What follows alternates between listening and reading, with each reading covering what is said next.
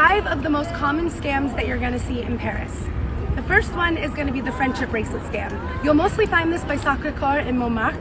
What it is as you're walking up the hill to go to the top to see the basilica, a man will come up to you and grab your arm. They don't usually ask. Grab your arm and put a bracelet on it and start braiding it around your wrist. You say, no, please don't do that. They'll say, no problem, it's a friendship bracelet. This is a nice thing.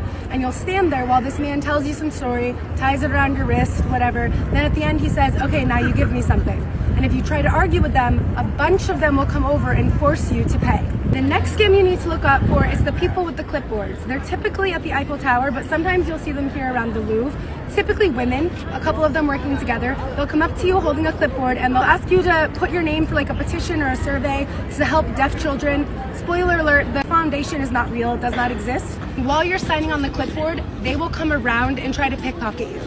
Another scam you need to be on the lookout for is pedicabs. You're gonna see these situated in all the tourist areas. There's a ton of them by the Louvre actually. It'll be a guy on a bike with a cab behind it so you don't have to walk. And they'll say to you, oh, we'll take you to this location, all the prices are written right there.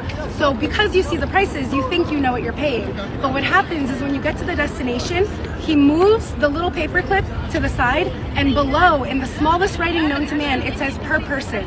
So if you thought you were paying 20 bucks to get to the Eiffel Tower, but you're 3 people, that's now 60 euros, and they will get violent with you. They will start yelling if you don't want to pay it. The fourth scam you need to look out for in Paris is the dropped ring or dropped bracelet, necklace, some sort of jewelry scam.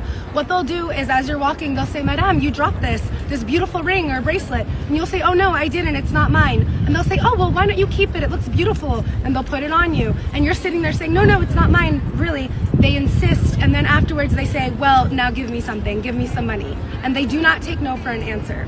The fifth scam that you need to look out for in Paris is someone approaching you by one of these tourist destinations, asking you if you want them to take your photo for you or if they can draw you. I feel like this goes in the same category.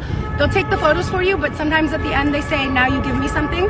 And if they draw you and they say it's gonna be for free, they'll draw it, they'll say, what do you think of this? You'll be polite and say it's okay or I like it. They'll say, great, now you pay me something for it.